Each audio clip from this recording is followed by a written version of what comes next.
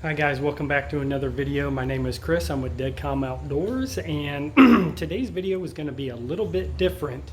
I am actually going to be answering a question that you guys have been posing to me in the comment section on YouTube and on my Facebook page. If you guys don't know about my Facebook page, you can go to Deadcom Outdoors on Facebook. I post some things there, little short videos and whatnot, and comment on there. So if you guys haven't checked that out, run over there and look at that. But the question is, how do I set up my kayak? What are my opinions on the kayak? If I were to upgrade, what would I get? And just all kinds of questions. So basically what I'm going to do is I'm going to run through the Hoodoo Element 100. That's what I have right here. And I'm going to kind of give you the good, bad, the ugly, what I like, what I don't like, and what I would switch out and upgrade if and when I get a new kayak. So here we go.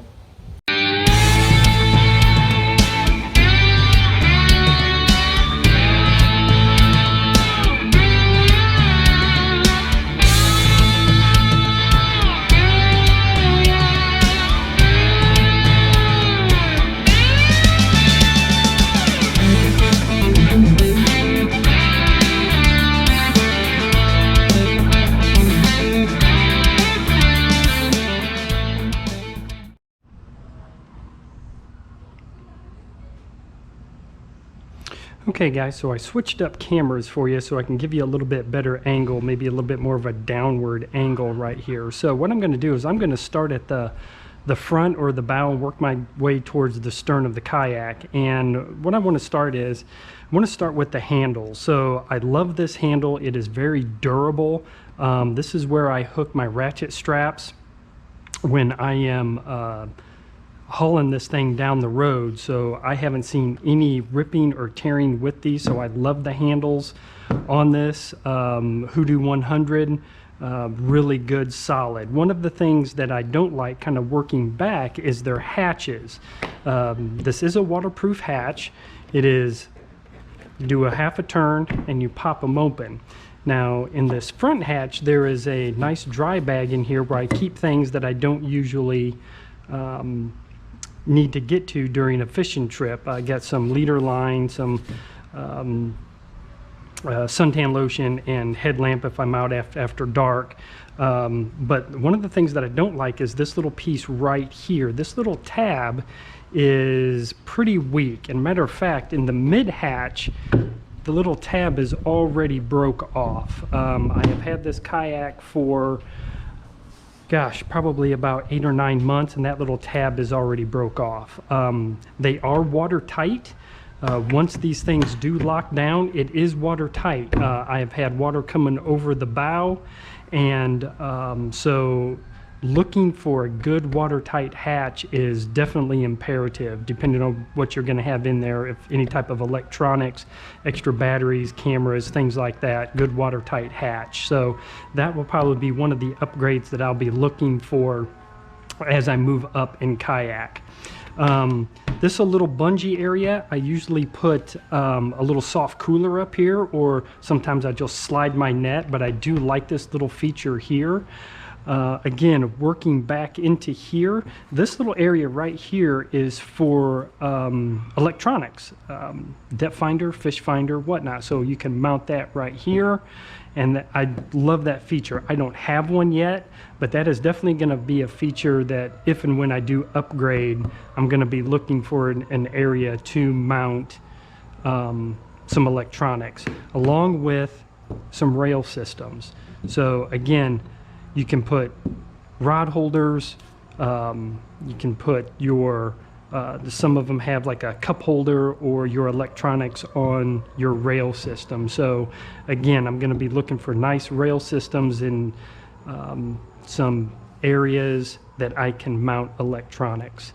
The floor, this is a non-skid, almost like a grip surface for my feet.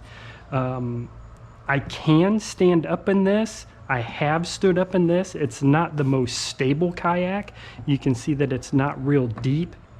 It's probably only maybe about 6 inches deep. It's not real stable when I stand up in it. I have stood up in it. I've looked over some marsh grass, but then I usually set right back down. I have not actually made a cast standing up or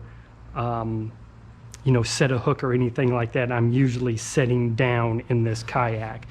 The next kayak I do get, I do want to be able to stand up in it, because that ties into the seat. Being able to stand up, stretch your legs, sight fish, set a hook. I want to have the ability to stand up in my kayak. But the floor is great. It is non-slip for me. So again, having a nice non-slip floor is going to be also imperative. The Scupper plugs, there are 10 Scupper plugs in this kayak. I usually run them in or out. Again, you're going to get 10 different opinions on whether you run the Scupper plugs in or take them out when you're actually out on the water. Definitely one tip to have is take out all your Scupper plugs if it's going to rain. Don't let your kayak fill up with water, so take out your Scupper plugs. One of the reasons that I went with the Hoodoo Element 100 was it came with a paddle. So the price point for this was in the mid 700s, and it came with a paddle. I was looking at some other kayaks that were in the mid 700s, but then I would have to buy a paddle, and a decent paddle is going to be 100, 150, 200 bucks. So, to get a paddle with the kayak, I thought was a good value, especially to start out with my first one. So again, depending on what your price point is, you want to look for little features like that.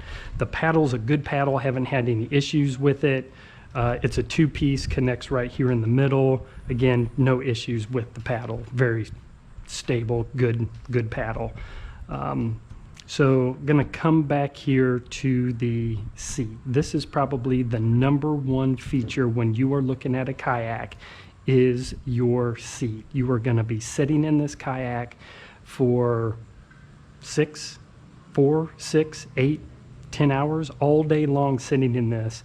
You better be comfortable. This is what you need to base this off of. This is the #1 feature, #1 option that I look at as far as comfort. This is a good seat. I don't have any problems with the seat. It is adjustable here with some tension straps. You can see as I pull them down, you can pull it up and then pull it back out, and you can lay this thing almost all of the way back.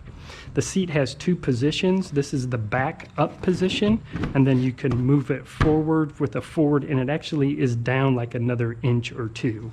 Again, the kayaks that you can stand up in, the seat is higher, and it's almost like you're sitting in a chair, so your knees are almost at, I'm not going to really say a 90-degree angle, but that is a more comfortable position than having your feet almost laying straight out in front of you like this one is. But again, I haven't really had any issues with the seat. There's no tearing in it. Again, I have been out in this quite a bit, and it's holding up very well. So really no issues with the seat, and pretty comfortable. So again, #1 option right here.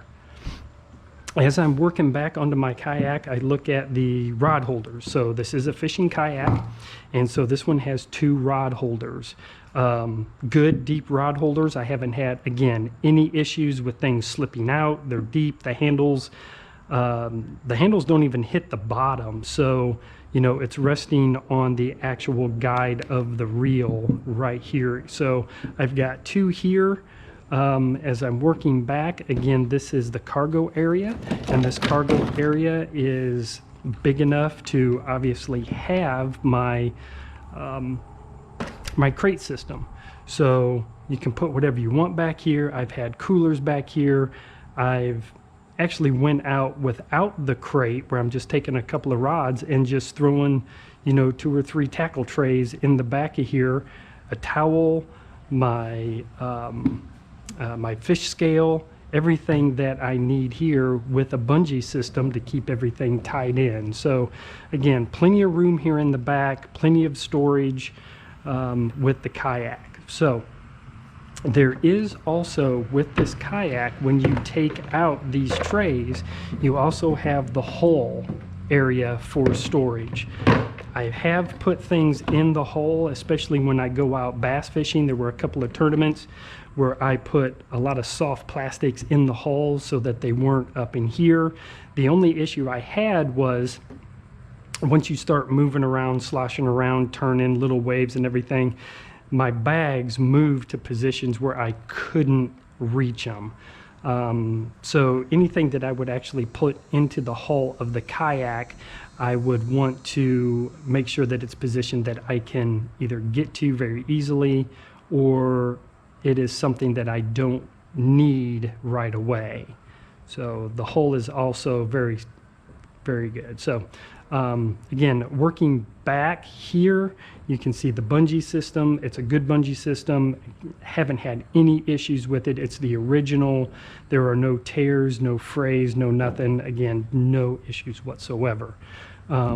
Working back this way, you can see the other handle position to lift the back end so I can put it on my cart. Again, you can see that the handle is nice. It's durable. It hasn't frayed or broke at all. I put my ratchet straps, when I tie it down, I put them here to keep it in the back of the truck. And then this is for a rudder. Now, that's the Hoodoo Element 100 in a nutshell. For the price point that it is at $750, it's not a bad kayak. The things that, again, I would look for if I was to upgrade: better waterproof hatches that don't have this little tab to lock it down. That's the only locking system. I would have a better locking system on my waterproof hatches. I want to be able to stand up in my next one. Now, a sit-down one may be just fine for you. Go look at them. Go try them out. Go to a kayak store. Talk to people. Find out what you like and what you want. For me, standing up is going to be my next definite purchase. I gotta have a stable kayak to do that because of some of the fishing that I really want to start doing. I really want to start sight fishing for redfish, and in this kayak right here, I just can't do it. So, you know, it all depends on what you guys want to do. Bass fishing, flounder fishing. You know what, guys? I still catch fish out of this. It's still a fantastic kayak. I don't have any issues with this. There are just some features and some upgrades that I do want. Well, guys, I hope you liked that video. I've never done anything like that before, so hope you got something out of it. Again, leave a comment. Let me know what you guys are looking for, what you guys like, what you don't like, because that's how we all get better as an angler in this community, you know, sharing our thoughts and comments with each other. So again, hit the like button, leave a comment, subscribe. Really appreciate it. It helps out the channel. Also, check out my Facebook page.